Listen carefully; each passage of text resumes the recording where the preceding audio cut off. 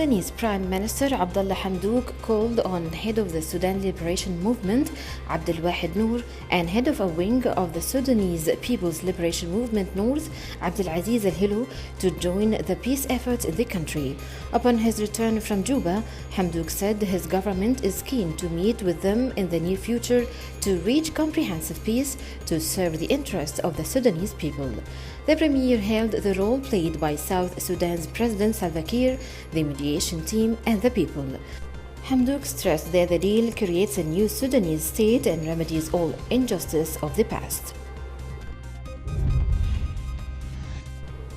U.S. Secretary of State Mike Pompeo called today for Turkey and Greece to reduce tensions over disputed maritime rights and gas resources in the Eastern Mediterranean.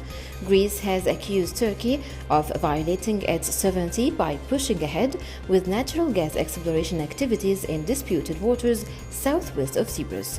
Both countries deployed naval warships to the area in shows of force, elevating concerns over a possible clash. Hamas movements and the Israeli occupation agreed to a ceasefire in the Gaza Strip following 3 weeks of border violence. In a statement issued immediately after the ceasefire was announced, the head of Hamas's political office in Gaza, Yahya Sinwar, said the agreement would contribute to containing escalation and stopping the Israeli aggression on the Gaza Strip. Following the truce agreement, Israel reopened the only commercial crossing through which goods and fuel can pass to the enclave at Kerem Shalom after restrictions had been imposed 3 weeks ago, stopping fuel supplies, which resulted in power cuts throughout Gaza. The U.S. State Department said that on the guidance of President Donald Trump, the U.S. is suspending some aid to Ethiopia over the lack of progress in the country's talks with Egypt and Sudan over a massive disputed dam project it's completing on the Nile River. A State Department spokesperson said the decision to temporarily pause some aid to a key regional security ally reflects U.S. concern about Ethiopia's unilateral decision to begin to fill the dam before an agreement and all necessary dam safety measures were in place. It's not clear how many millions of dollars in aid are being affected or for how long. U.S. Secretary of State Mike Pompeo announced sanctions on the prosecutor of the International Criminal Court (ICC), Fatou Bensouda, objecting to an investigation of U.S. soldiers for alleged war crimes in Afghanistan. Pompeo said other ICC officials have already faced denial of visas to the United States over the investigations of U.S. military personnel. The move came after U.S. President Donald Trump authorized sanctions on the Hague-based tribunal on June 11th for probing and prosecuting U.S. troops. A cheap and readily available steroid has been found to significantly reduce the risk of death for patients experiencing serious symptoms of COVID-19. Research from the UK's University of Bristol found that hydrocortisone, an anti-inflammatory steroid, reduces the risk of death in seriously ill patients by 31%. The research also found that 2 other anti-inflammatory drugs reduced the risk of death in seriously ill patients by 20%. Some studies have previously pointed to the effectiveness of hydrocortisone and other steroid drugs in treating seriously ill COVID-19 patients. Saudi bank deposits edged up in the second quarter compared to a year earlier, according to a report from KPMG. Deposits rose 3% to $496.5 billion compared to the year earlier period, despite mounting pandemic-related pressures elsewhere in the banking system.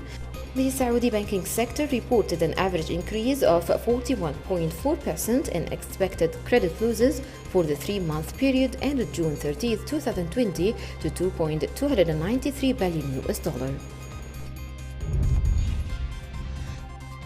Sales of Lego jumped 14% in the first 6 months of the year as families under coronavirus lockdowns spent more time playing together at home, the Danish toy maker said on Wednesday. Family-owned Lego has returned to growth since 2017, when a decade of double-digit sales increases came to an abrupt halt. Since then, the company has managed to outpace growth in the overall toy market, a trend that continued between January and June. Best known for its colorful plastic bricks, Lego competes for market share with the likes of Barbie Maker, Mattel, and Hasbro. In a Bahrain exhibition center that used to hold jewelry shows and book fairs before the coronavirus pandemic, Mohammed Al-Broushi and other masked volunteers waited for a dose of a Chinese trial vaccine. Chinese drug giant Sinopharm began testing a COVID-19 vaccine in Bahrain in August after starting a similar trial on 15,000 subjects in the nearby United Arab Emirates a month earlier. The trial is due to finish next July, while the overall study is forecast to be completed by September 2021, according to the U.S. National Library of Medicine. Jordan has said it will reopen its main airport to regular flights from next Tuesday after an almost 6-month shutdown over novel coronavirus fears. The move comes as the Desert Kingdom, which depends heavily on tourism, tries to revive an economy badly hit by the pandemic. The kingdom, which has recorded 2,161 cases of the virus, including 15 deaths, imposed a tough curfew enforced with drones to curb the spread of COVID-19 before easing measures in early June. The Special Criminal Court in Riyadh sentenced to death on Wednesday 7 terrorists for carrying out the 2014 Al-Dawla attack in Al-Ahsa in eastern Saudi Arabia. The court ordered the death penalties, including execution and crucifixion, to the first 4 defendants and the death penalty for defendants number 6, 7, and 12. The defendants number 8, 10, and 11 were sentenced to 25-year jail terms starting from the date of their detention. The court also ruled to confiscate weapons, ammunition, and bullets seized from the defendants. French President Emmanuel Macron pledged support for Iraq on Wednesday and said the main challenges facing the country are IS militants and foreign interference in its internal affairs.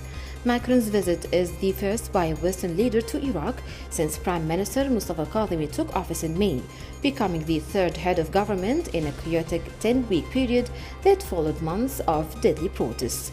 Macron's trip, straight from a 2-day visit to Beirut, was not publicly announced until Tuesday evening, with officials in Paris and Baghdad keeping a tight lid on arrangements for security reasons. French President Emmanuel Macron is adopting the carrot-and-stick approach in his talks with the Lebanese political elite. He reiterated that any support to Lebanon to overcome its financial and economic crisis should be closely linked to the implementation of actual reforms. The French president warned that leaving Lebanon alone and refraining from helping it means going into civil war. He is aware that he is putting his credibility and that of his country at stake if he fails to push Lebanese officials to cooperate. Pope Francis warned that Lebanon faces extreme danger that threatens the very existence of the country following the massive August 4th Beirut port explosion. The leader of the Catholic Church focused on the disaster-hit country after the blast ripped through the capital Beirut, killing more than 180 people and wounding at least 6,500. The Pope said at his first limited audience with the public in 6 months because of the coronavirus crisis, Lebanon cannot be abandoned to its solitude. Yemeni Prime Minister-designate Ma'in Abdel Malik resumed discussions with political parties on reforming a cabinet after the Southern Transitional Council (STC) rolled back its decision to suspend its participation in government formation talks.